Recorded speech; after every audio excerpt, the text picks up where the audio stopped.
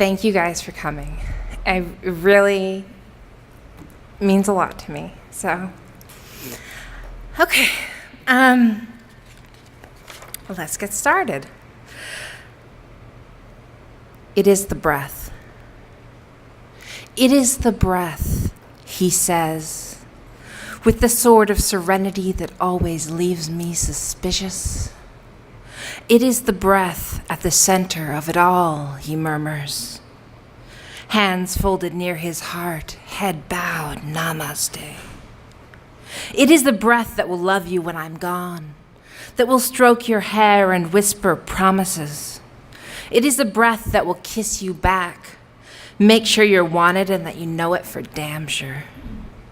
It is the breath, and when it fills you, when it brings you the truest essence of life, it loves you just a little bit, about a freckle and a half.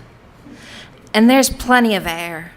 You don't have to be afraid that the oxygen will run out before you do. And there's plenty of feeling. You don't have to be afraid that the love will run out before you do.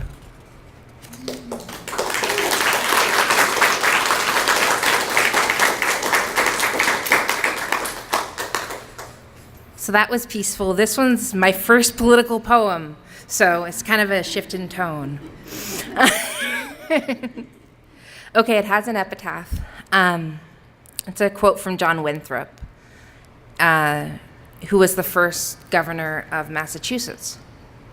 It says, "For we must all consider that we shall be as a city upon a hill. The eyes of all people are upon us, so that if we deal falsely with our God in this work we have undertaken, and so cause him to withdraw his present help from us, we shall be made a story and a byword through the world." Have we now become a byword, a story of hubris gone to hell? Will it be told in state houses and seats of power? Will we become what is red, white, and blue all over? A sad and bloody, once puritanical state? And hear me now, I'm not arguing for Puritanism. And hear me now, I'm not saying that repression and damnation are the way to go. And hear me now, I'm not calling for a revolution, unless it is bloodless and at the ballot box. But with the voice of dissent rising, the 99% of us will have our day. And with the corpulent corporations watching us breathe, recording our thoughts, they should have admirable seats for the whole exchange, like front row Laker tickets. The 1% are hard to come by. They do not wander in public. They do not descend from their ivory thrones. But pay attention to us all, the rest of us, only as it affects their bottom line, the expression of their glory. And there will be a reckoning, and there will be wrath, though not through the breath of an Old Testament God, not through a burning bush or a voice from the sky. No, the change will come from the masses, provoked by selfishness and excessive ignorance among those who claim the right to rule. And the hypocrites will be martyred at the ballot box, sent downstream in boats of flame, like the heroes of the people they imagine themselves to be. It's already rising. The revenge of those who have been forgotten, misrepresented in a manner most obscene, until all that are left are those white-hooded men with their crosses of flame for their master.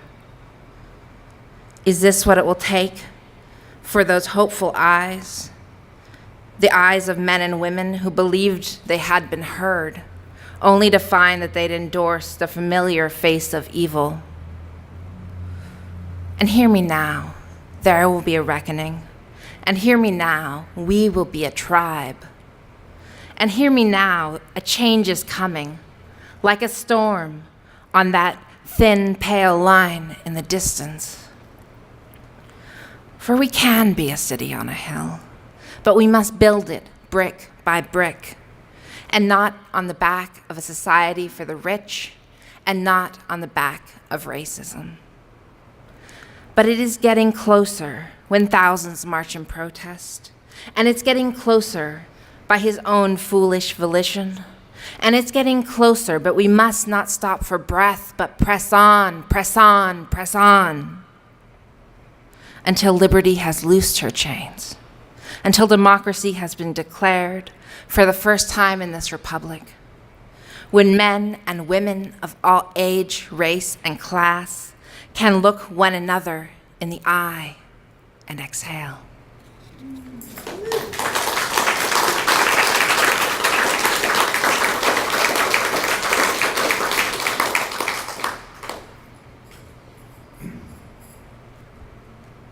Daughter making.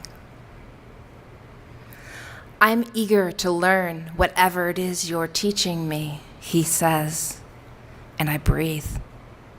Telling me about the pomegranate, he finishes. And I say to myself, he means he wants to know about the Greeks, about Persephone and Hades, how a woman abducted became a lover, how rape became lovemaking, only in a man's world. If the story had been passed down from mother to mother, it would have been a rallying cry from Demeter. She would say that a woman can wrangle part-time loyalty from a world gone male. Even death cannot stifle out life, and the earth will have its day. With an acknowledgement, she would admit that the pomegranate has its power. Again, life able to trap Earth's daughter, where all female machinations of resistance would fail. But a mother's love knows no bounds, and a mother's love knows no surrender. And a mother's love, oh my God, I just lost my place. And a mother's love will admit no defeat, but acknowledge that it passes from woman to girl, in a world soaked in testosterone and testicles. And we must share the harvest with the rapists, and we must share the bounty with the murderers, and we must share our bodies with the men of the earth, and succumb to death, us all. The moon must share the sky with the sun, and in this way we make more life, and in this way daughters come home.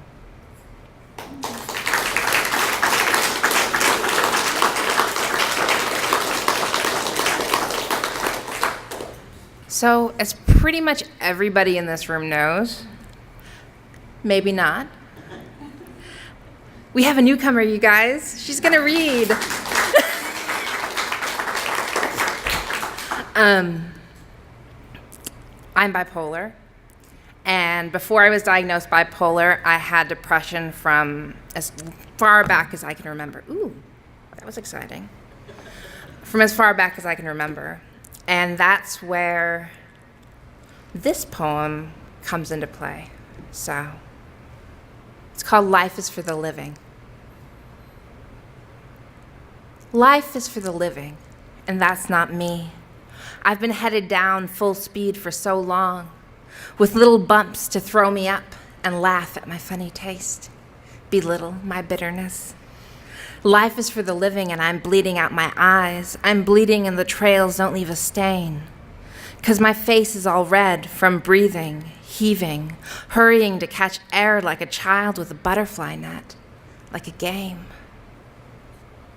But it's not a game, not hopscotch or pickup sticks, and I can't catch my breath. He keeps running away, and unoxidized blood flows red in my veins. Life is for the living, and I'm dying every day. I died on my 6th birthday, slit my neck, and the people at my party didn't notice until morning. My mother cried and asked me why, but all I could say over my double red chin was, "Life is for the living, Mommy, and I died today." But the party wasn't done with me. Mommy stood me up and had me hand out party favors and thank my friends for coming. It was my first slumber party, after all. And I shook hands with those blue-blooded tykes mouthing slowly, "Life is for the living." But they didn't see. They didn't hear. They just took their yo-yos and whistles and abba-zabba bars and thanked me for inviting them as their mothers loomed behind. Life is for the living, and I'm tired of pretending.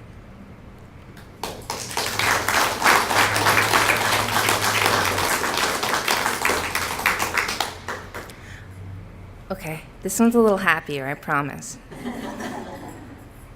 I like that poem, but it's really depressing, so I had to include it, but I apologize.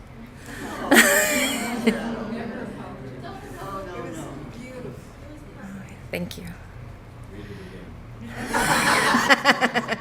Now you're just a troublemaker, John. New Year's Day, 1992. It's New Year's Day, up before sunrise. 4 of us in the car, me, Chrissy, and our 2 oldest cousins, Pat and Todd. It feels so grown up to be awake and driving to the sea without Mom or Dad in the car. I'm 10, must have been, long before the divorce, but after the darkness had descended. The radio is on, playing oldies. All of a sudden, Pat says, "Hell yes!" and turns the stereo up louder than even Mom would let it be, with Mother's Little Helper playing it black blaring. I smile at the strains of beautiful sound as they fill my ears. "Here comes the sun, little darling. Here comes the sun." And I said, "It's all right." It feels all right. With the sun peeking over the horizon behind us and shedding light before us.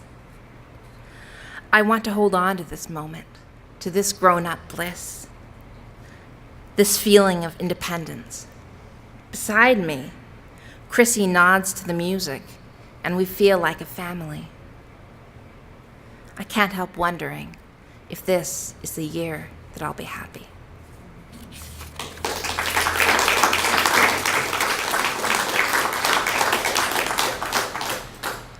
So I've got a couple of these little poems that are in here. This first one, they're from when I first came home from school after I had my kefuzzling. And I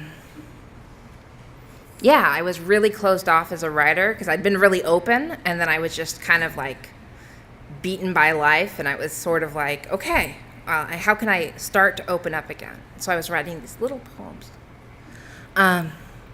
And this is one of them. 4 lines. Dying things in pots have the deepest roots. They are allowed. So I did some writing with Fernando at the end of last year and learned a ton. And I really felt my writing grow and change. This is one of my favorite pieces from that time.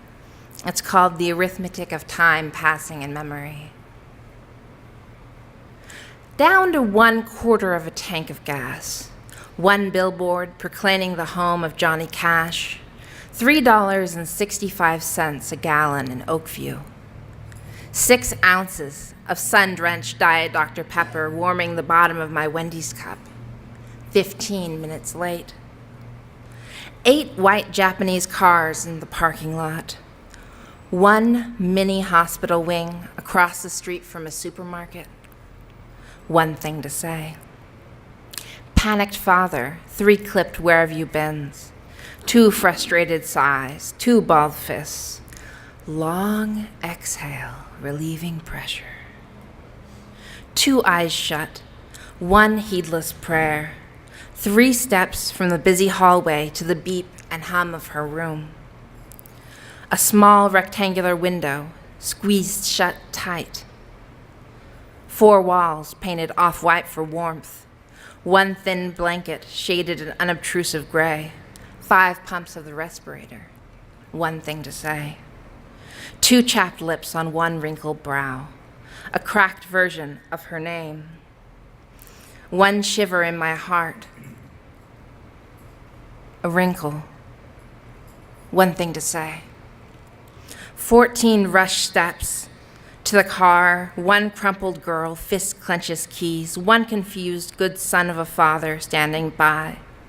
Shake of a head, one slammed door, one jingle of keys as they turn. A gas tank, 4/5 empty, one thing unsaid.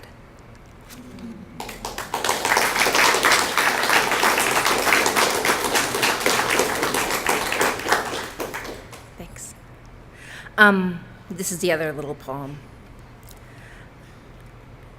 called Lemon Scone. I've fallen in love, he says, and my heart flies aflutter with these lemon scones. I sigh. You should try one someday.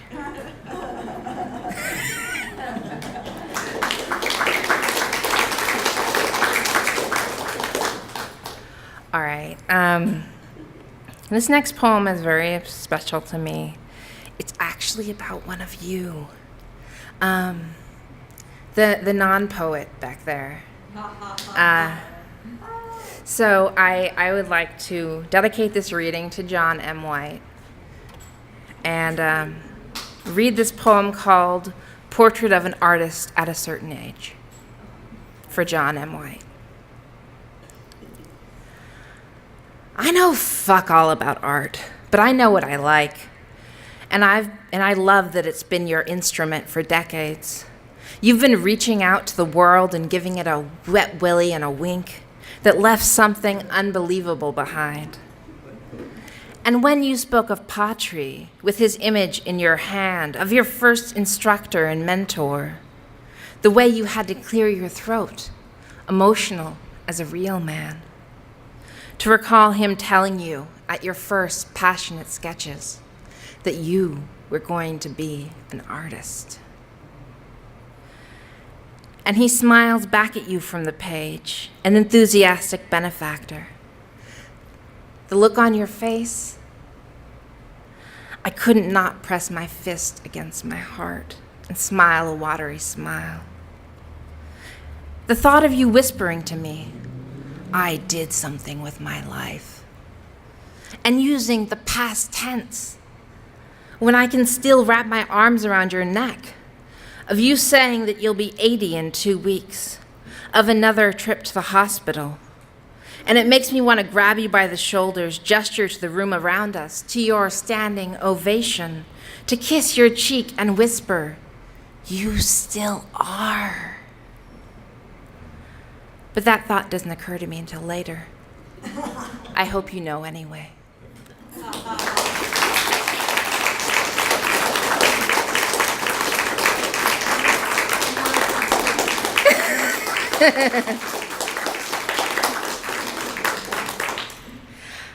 Okay, this one's relatively new. You guys have heard it not too long ago, but claiming what cannot be owned. Pounding out primal heartbeats, I'm thrown back to when humans walked among the stars, when children crested on their backs just to press their hearts a little closer to the infinite.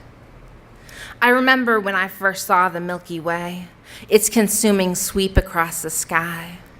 I couldn't try to name it. 8 years old at camp. I couldn't imagine anything in the presence of the eternal. 10 years later, in the arms of a boy who thought himself a man, we shivered on the stale sand of that beach and drew our own constellations. I tried to remember 1 or 2 of the classics, the ones I'd been taught over time. But we were fond of the Spuds Mackenzie dog and the pizza constellation. In college, I failed astronomy twice. High on poetry, starved on science. And there they were with their sky charts, dictating the names of the stars and their rotation in the sky. I learned that stars move 12 degrees an hour, much to my dismay. For such things should be left to the poets, not scientific classification. Such things should be approached with the whispered, wow, of a child, rather than dissected, thought to be understood and named. We cannot claim the infinite, though many humans try, and that perhaps yields a sense of power in the face of our inevitable powerlessness. Meanwhile, the little girl at camp just stares and prays never to know the death of wonder.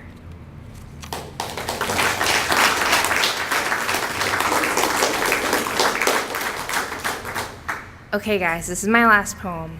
Thank you, you've been an amazing audience. The Last Bright Breath Before Darkness. It's a poem in 3 parts. 1. Breakers to the front, solace trailing behind. I wonder if I'm more these days, like the sea or like the harbor. I wonder where the churning's gone, that frantic need to do more, be more. Somewhere between the arrival of love and this afternoon, I lost my desperation. Instead, these days, I plan, respond, and trod the road to another day in paradise, coming soon to a beach near you. I do not frantically fumble with my $1 bill, hoping for mitosis. Neither do I fumble with your fly in some vain attempt for you to make me a woman. No, I rest and ripple, replete as the bay, moving, always moving, but still at rest. 2. The waves got smaller while I wrote. Surely that's a sign of the way my pen levels me, urges me to be gentler, more sound. Until even the crashing waves soothe my ears, inspiring neither insecurity nor fear, but a solid sort of feeling in my bones, like I can rest on my own 2 feet. 3. The clouds came in all of a sudden. It was sunny when I started. It will be evening soon. And the chill drives me home from satisfaction to need, and I am suddenly not a lotus flower in the sun. Thanks, guys.